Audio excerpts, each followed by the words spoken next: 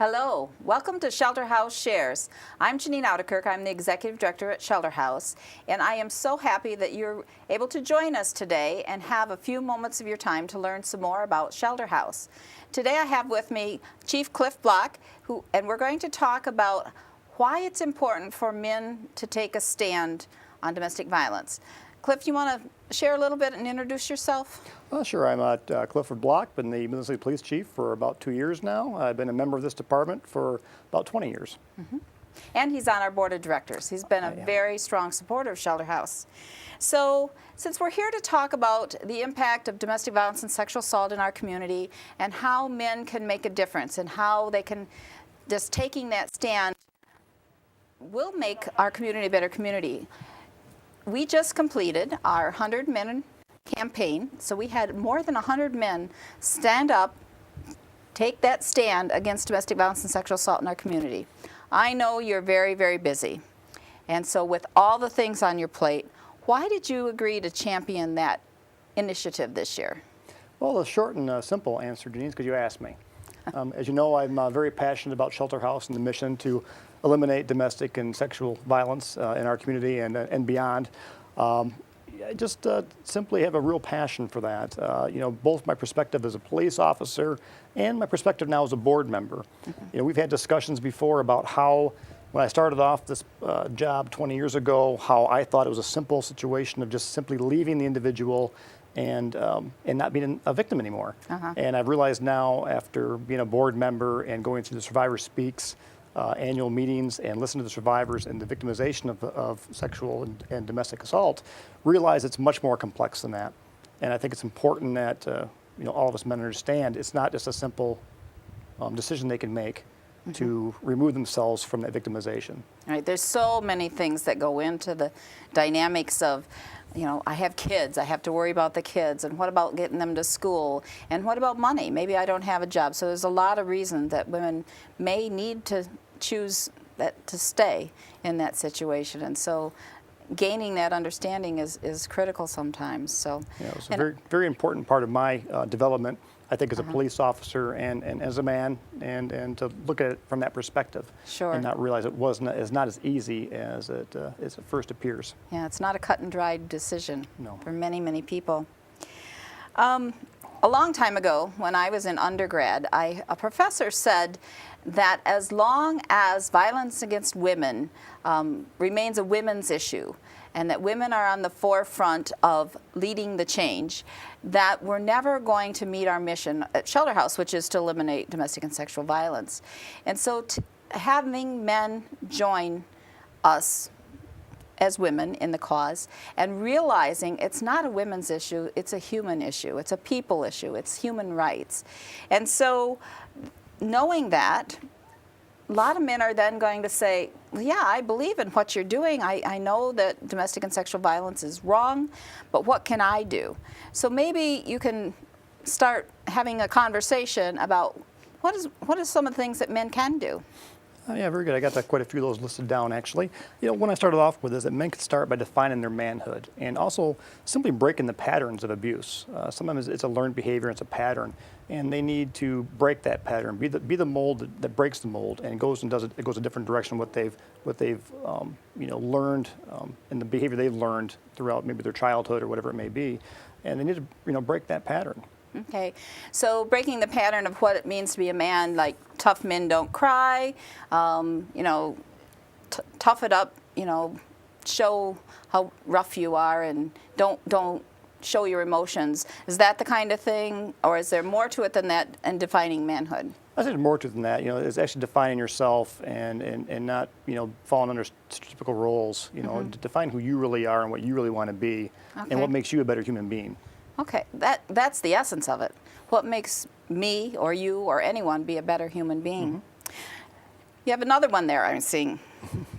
I do. Pleasure to be a man who uses his strength to respect others. As fellow human beings, regardless of sex. Sex should not matter as far as how you treat others. It should be treat others as you want to be treated type of mentality. And, mm-hmm. And sex should not have a role in that and how you treat a female as opposed to how you would treat a male friend. Mm-hmm. You know, that same professor who challenged us to think that it's a human issue, not of women's issue, also said his definition of true feminism is this: if you have a baby boy and a baby girl, that you believe that they have equal opportunities in this world, you're a feminist. If you don't believe that this little girl has to do girl things and this little boy has to do boy things, and that if you don't believe that, if you believe they have equal opportunity, you are a feminist. And I love that definition. So it kind of goes along with that, what you just said. So what else? Well, you know, talk with the men about how they would feel or react if their daughter, their wife, their mother, their good friends that are females. You know, how would they feel if that individual was assaulted or was victimized in some way?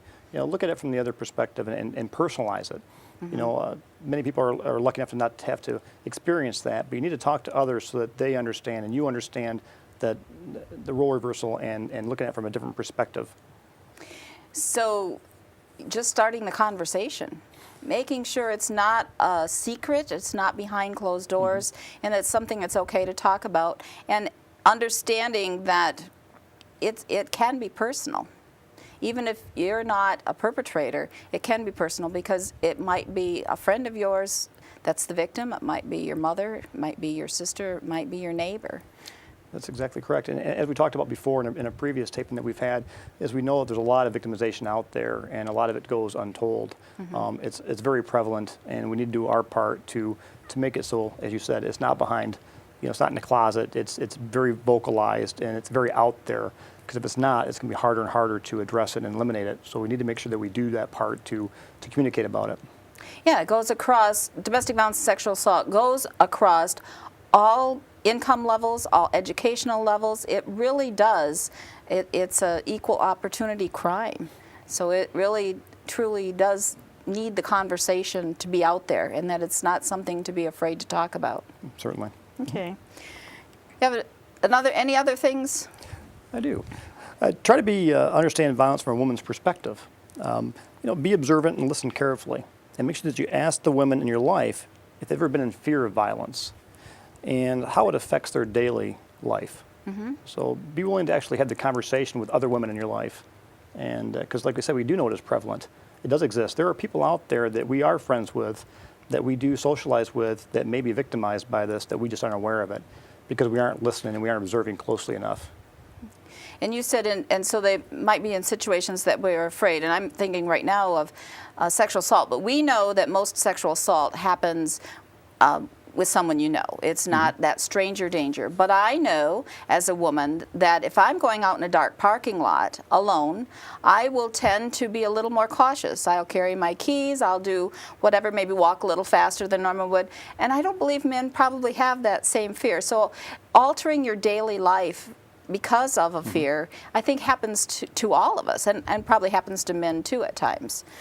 I agree, and I think I have the perspective from law enforcement, so I do think that way, and I make sure that my wife is being careful in those circumstances because of my experience as a police officer. But people who don't have the experience may have a blind eye to that and not realize that perspective. I'm not saying that I do understand the full perspective, but I try to, and I think I have a better gauge on it because of seeing so much victimization by women throughout my career. And hearing the stories and seeing the impact, yeah. It does make a difference. I think that, you know, we never ever want to come across that a woman was in the wrong place and it was her fault that something happened to her. She or he, sometimes the victims are men as well, but mostly it happens to women. So it is always not their fault. It's not their fault that someone chose to be violent. It's very important to put the accountability where the accountability belongs. It does not belong with the victim. Right. It belongs with the perpetrator. Okay. Absolutely. You have more reasons why men should take a Sure. stand, or what they can do? We've got quite a few more. Okay. You know, first of all, another thing is to be aware of how movies, TV, magazines, and video games and other mediums communicate messages and portray women. Okay. Just make sure that we're aware of that as men and are cognizant of it. I know that I do think of that whenever I'm watching TV shows now and I see something and I think of my shelter house board position. And I do think about it all the time now, as opposed to maybe I didn't as much until I've been more involved with Shelter House and having that new perspective. Yeah. I think it's important to have conversations with our fellow male friends and discuss those issues and realize what kind of, how it portrays women, I guess, basically, like I said before, and the importance of that.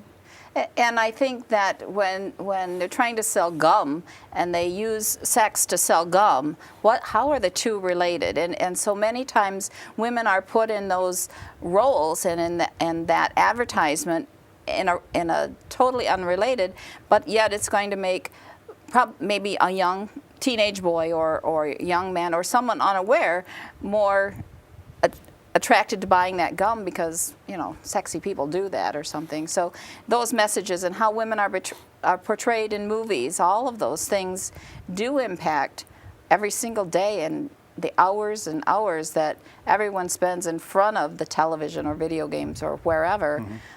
It does change our culture. We have, I'm thinking back when I was a child, I remember you know, the word pregnant or a pregnant woman couldn't be seen on TV, and now you know, and that was a good change, that now it's a natural part of life that pregnant women can be seen on TV. You can say the word pregnant, but it's also, it has come way farther than that. So over the course of time of television's existence, just that media message has really changed. It's funny you mentioned that because my wife and I will be watching TV and we'll see one of those advertisements come on, a commercial, and I'll look at her and say, really? Yeah. Was that necessary? And I have to keep in mind now the importance of telling my son now what's really going on here, and so he understands it. Because I can see him look at me like, that was strange. And so even he's picking up on it being something odd, and it's important in the conversation with my son to explain to him kind of what is going on and what he needs to understand as a young man growing up. He's 13, so puberty is coming at some point, so I need some conversation with him anyway, obviously, and I think it's important to you know, relate to that stuff too, so he understands kind of. I think it's something that we can all do, and Absolutely. we can explain and talk to people about what is that message really saying about women, about our society, about what we value. So. Absolutely. Okay. What else do you have that we can do? Well, the other thing is that, you know, choose your words carefully and treat women with the same respect you treat others, you know, and challenge those who do talk in a disrespecting manner to females. It's not okay. You know, we should treat them as we treat anybody else. So I think it's really important to be able to take a stand and stop that disrespect when you see it. I'm not saying it's not an easy thing to do, but it's something that we need to do as men to do that, to step in when we realize that that's really not right. And maybe I should say something. Even when you're with a group of people, someone's got to stand up and say something. Yeah, that joke just maybe isn't so funny.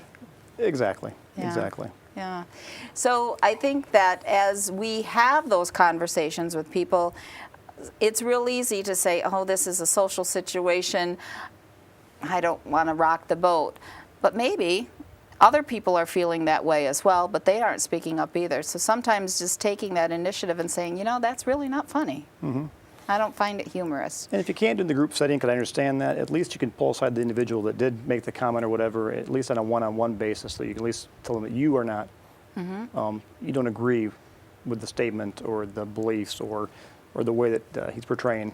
Absolutely. And in the workplace, you know, we have all the anti-harassment laws and sexual Certainly. harassment, and an off-color joke that is offensive, you're violating the law. I mean, It can have some serious repercussions, absolutely. Absolutely. People can lose their job over that. So if you can talk to them in a social situation, it might help them in other situations as well. Certainly. So other things that we can do. Well, first of all, another big one, obviously, is to take all abuse seriously, emotional and physical. I mean, Okay. obviously, there are criminal matters there too, but you have to take it all seriously. Don't turn a blind eye to it. Don't minimize it, emotional included, along with the physical. You got to take it seriously. I agree 110% with what you just said, because if a lot of times we'll have people come into Shelter House, women, and we'll go over the power and control wheel with them, and they will be just almost speechless